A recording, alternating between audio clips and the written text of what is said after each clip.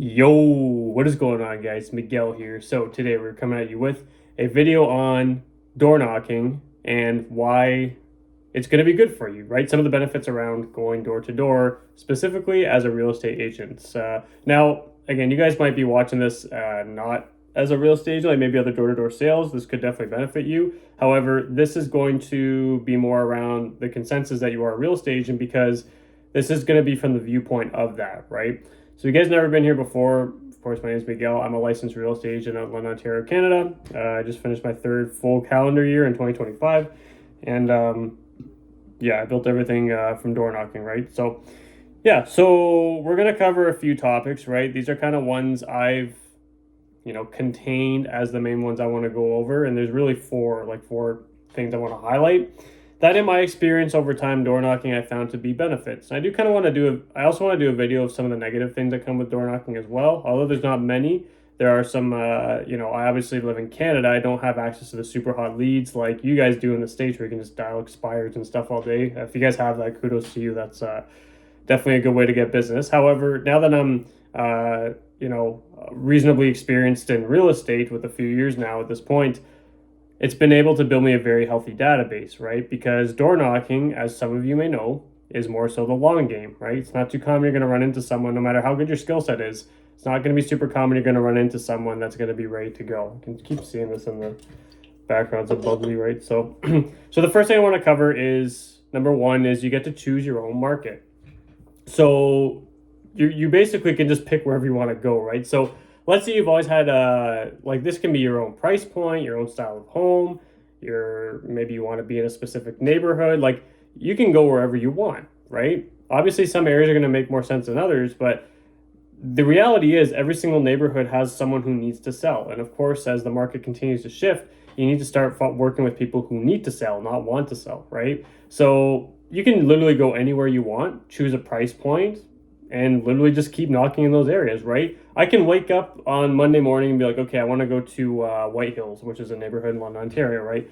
I want to go there and just start knocking doors there, right? I have hundreds of thousands of doors in my own city I can simply just go to. And if I want to pick a neighborhood that I want to start continually getting business to, I can farm that neighborhood by circling it twice a year, just doing doors and gathering contact information that way.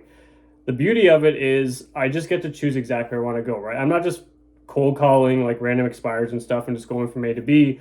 I can itemize in the sense where I'm picking a neighborhood and I'm going into it. The other side of it too is that when you are out door knocking, you can see who you're talking to, right? Like you can see what kind of product you're up against, right? So let's say, for example, this is like my favorite part about door knocking, right? You go out door knocking and then you're on a crescent, let's just say, right? You go to the first door and you're like, okay, this home's kind of beat up, like the deck's all rotten and like, it looks like a rental, right? Let's say you get a read that it's like a rental or it's not well kept or it's just not somebody you'd want to work with in the way that they're carrying themselves, right? Because you can read someone's home when you go up to it, right? Like, how well does this individual carry themselves? Which is going to itemize, I guess, going to be the word for me today. It's going to steamroll into when you're working with them because if someone's not taking a good number on their home, number one, that's going to have a problem selling in today's market. We all know that, depending on where you are. But number two, it also shows you how well they're going to carry themselves throughout the transaction. If you've ever been on the buy side of something and you can tell the seller doesn't carry themselves well, there's like, they're coming back from a showing very early and they're just not really taking the process serious. Those always have closing issues, like always in my experience. So what I'm trying to get to is you get to read the individual that you're going to. So let's say you go to the first home and you're like, yeah, I don't want this. You can just skip right past it. And then you find the nice owner occupied home that you can tell is really well kept. It has some nice updates. You can go to talk to that person. Chances are that person is going to be a pretty nice individual at the door. You can have a good conversation and get them in your database, right? So basically, you can build it to where over the years you have a bunch of people in your database who have really nice sellable homes and you have good conversations with and really take a good number on their home.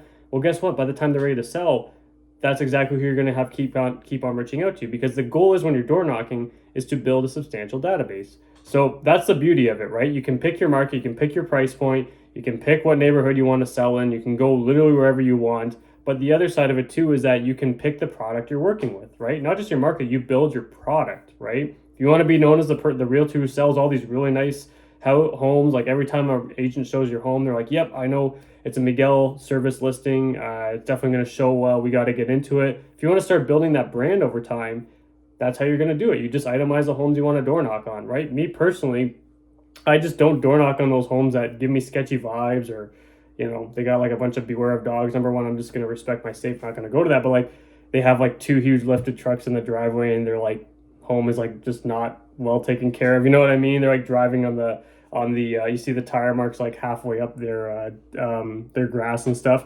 You don't have to work with those people. You can just skip to the next door and find someone who is going to be ready, willing, and able. Okay, so that's the first one. Number two is you get to build a very strong skill set. Okay, this is person to person, belly to belly relationships, right? You get to figure out human interactions, not because obviously over the phone you can trace things, right? You can trace like, pattern interrupts. You can like give someone a pattern interrupt. You can feel by their tone how interested they are. You can feel if they're brushing you off over the phone, if they're hanging around. The benefit of when you're doing it door to door is you can catch their body language, right? And you can do that as well. You can practice on your own, the way you're kind of tilting. Like there's so many things, like how far back you are, how you image their, like if they raise their eyebrows, you do it. Like that all comes with the skill set of door knocking, right? So when you're door knocking, that brings in that skill set of that human to human interaction. It's not just over the phone. You go out and talk to 50 people a day for the first six months you're in the business, and you'll see how fast you start building a skill set, because you're in front of people, all different types of people, and you get to practice a human to human interaction. It's not just over the phone, right? Of course, over the phone you still build a very strong skill set, but when you're person, that missing piece between the doors and the versus the doors and the phones is the fact that you're this keeps distracting me too. There's just cups here.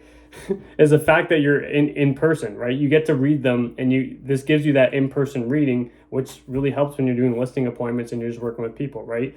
So yeah, it's the person-to-person interaction that you really build, right? You build a very strong skill set when you're door knock. Number three that I want to talk about is, quite simply, from the real estate side of things, no one else does it, right? There's no one out there door knocking. Like every time, maybe in your market you might have someone who heavily door knocks. That could obviously be a thing, but the reality is, like, when I go out door knocking, people are like, "Oh, I didn't know realtors door knocked," right? Like, that's what I want to hear, because now I've branded myself as a door-to-door real estate agent, right? There's always people going out around for like windows, doors, pest control, lawn care, stuff like that, but no one's going out door knocking, right? People start looking at you like, "Oh, that guy's going door to door. There's a realtor," right? And you always hear it too. Like whenever I give my pitch, like, "Oh, my name's Miguel. I own a real estate team here in London. I'm with Keller." I was like, "Oh, okay." Like they're kind of like, "Oh, really? Okay, cool. There's a realtor coming to my door."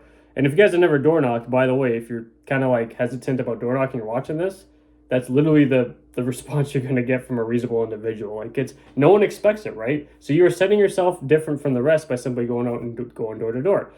Versus, especially if you're in the States, because obviously in the States, like once a listing expires and stuff, right? Like they all get their phones slammed.